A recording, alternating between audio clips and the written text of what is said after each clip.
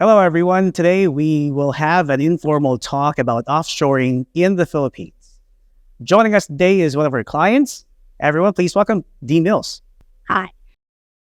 So let's start things off with probably the most basic question. Let's talk about your business drivers that inspired you to consider doing your business offshoring here in the Philippines. Yeah. So this is one I'm always asked. And to be honest, it's actually a little bit about giving the underdog an upper hand, so to speak. Oh, Yeah. So yeah, I love that. The Aussie spirit. So the big end of town has been outsourcing for decades, and I wanted to be able to give that small to medium growing business owner in Australia the opportunity to also have the same benefits for outsourcing. Yeah. So I'm doing my own research. I actually came here to the Philippines for a 3-day trip to check it out over 7 years ago now. And I looked at it and went, this is something I want to be involved in. This is something that I want to be able to offer the small to medium business owners in Australia, the opportunity to be part of. So when you came here to the country for like 3 days, was it specifically in Cebu? Or Yes, it was. Oh, yes. wow. Yeah. And those 3 days would have, I guess, made a huge impact on you to consider, offshoring. Well, what were some of the key factors? Okay. So my main concerns with offshoring was, I didn't want to be involved in a form of modern day slavery. So I actually wanted to make sure that when people were employed here in the Philippines under my guidance, that they would be in modern working places, so air-conditioned modern offices, that they were going to be paid correctly, and that the working environment was conducive to producing really good work, because, that's going to help the clients at the end of the day. So that's pretty much the main background of why I wanted to see it for my own eyes, so that when I spoke to my clients, I would be able to say it is a legitimate thing. People are going to be in a really good work environment. And I love how you're very proactive about things, flying in to the Philippines just to make sure all these conditions were met. That's really good. Yeah. What would you say are the top 5 challenges that you've faced in your business so far? Okay, so challenges can be always overcome. So I could only choose 2 when I could think of what were my top 5. And I would say over 7 years ago when I first started doing the main challenge was to build rapport over Zoom. Wow. Nobody knew what Zoom was. Okay. So, and I was in Australia having to recruit and manage team members here in the Philippines, all virtually. So it was very much getting that vibe that I have and that influence to come across on a Zoom meeting. And I've nailed it. And I often have both clients and team members just go, oh my gosh, you're the same in real life as you are on Zoom. But that has to happen if you are going to be working with people.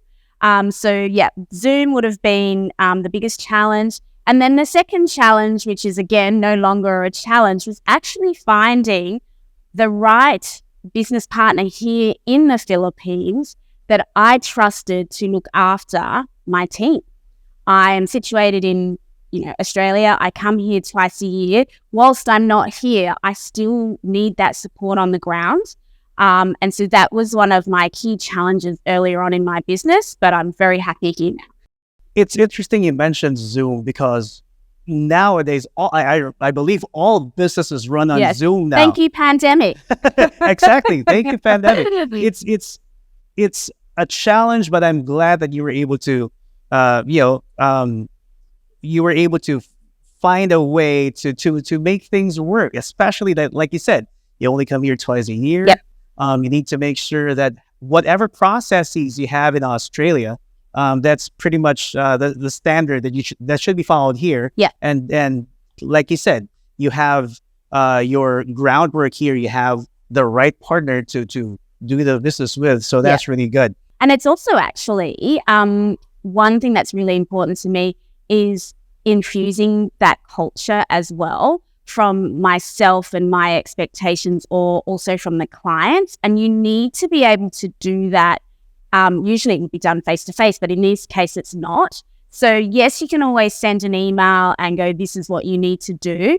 But being able to give that little bit of an X factor on a virtual meeting such as Zoom is really important for them to get you and get your vibe. And I think that's the biggest difference.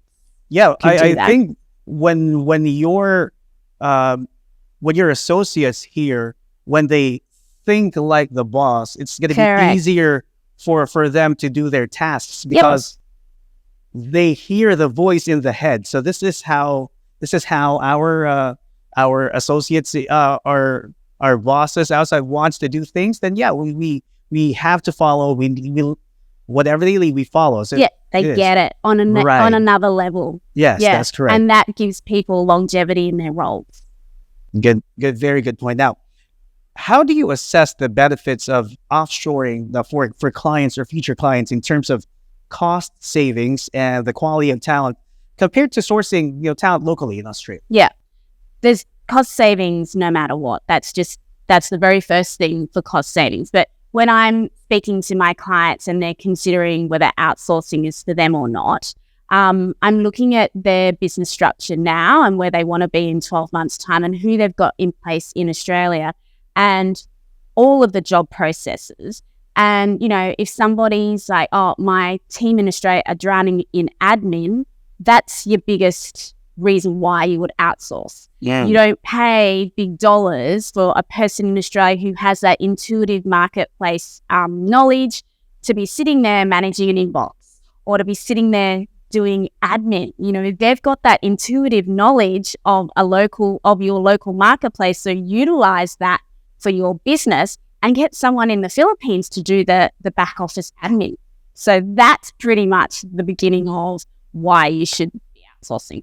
At the same time, you get to experience how it is working with other people from maybe from a different part of the globe. Yep. Specifically, you chose the Philippines, and we are happy that you're with us, and I believe that you're definitely satisfied with the work that our counterparts are doing here. Yeah.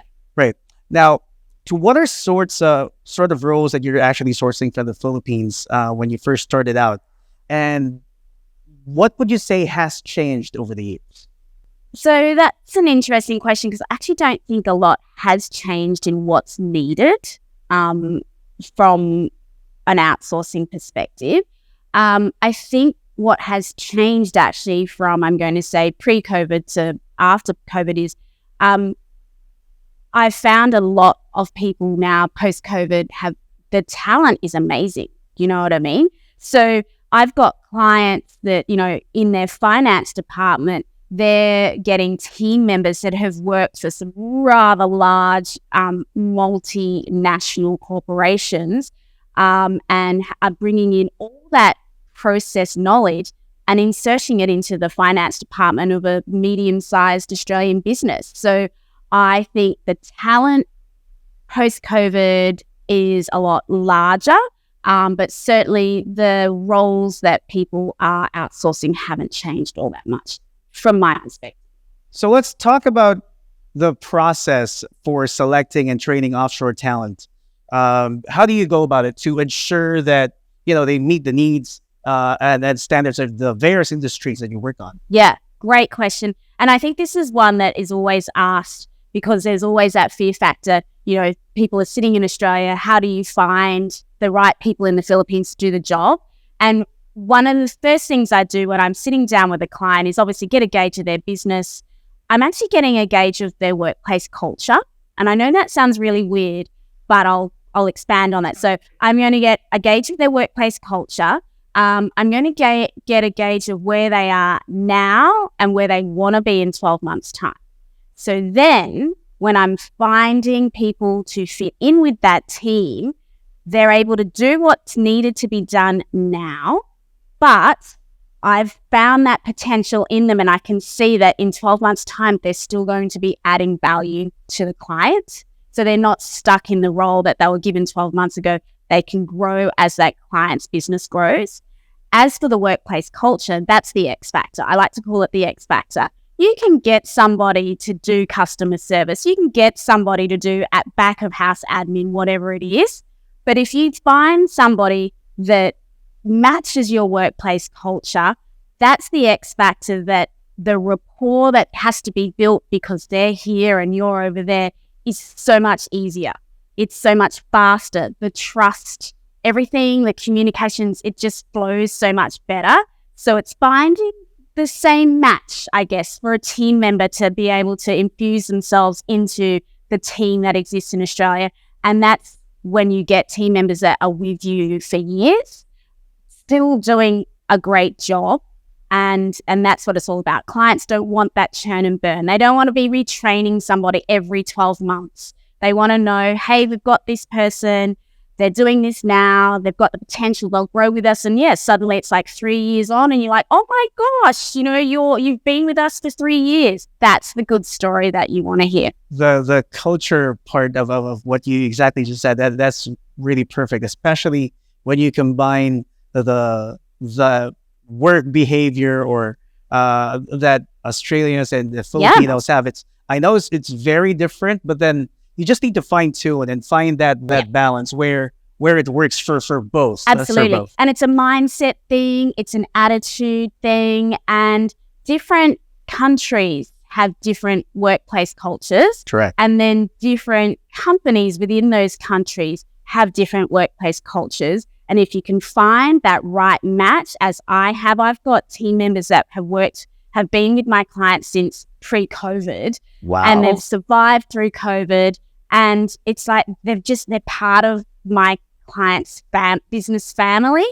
And that means my client hasn't had to retrain someone every 12 months because that just takes time and effort and no one wants to do that. So it's that, yes, they can do the task now. Yes, they can do it in our vision for 12 months' time. And yes, they get and they fit in with my team really well. Okay.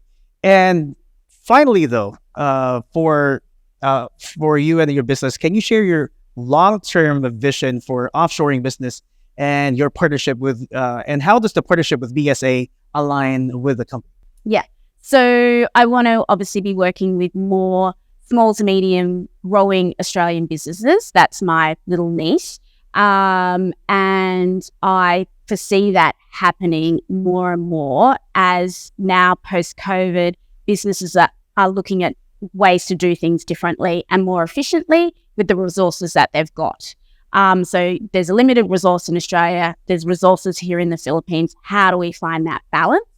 And then in working with BSA, what I love about BSA is, their recruitment team get me. They get my vibe. I'm able to give them the vibe of the client. So they're finding exceptional team members to suit. And the values that I hold core to me so that I can sleep at night, which is making sure that team members are being treated and paid ethically here in the Philippines, that's a value of BSA. So I know that my team here are always going to be looked after, and therefore they're going to produce and do great work for my clients. I think that's it. As what we say here, because we're in BSA, we build, we scale, and then we accelerate. And we thank you for your business. This is Dee Mills, of course, one of our clients. And again, this is a very informal talk about offshoring here in the Philippines. We'll see you in the next episode. Thank you.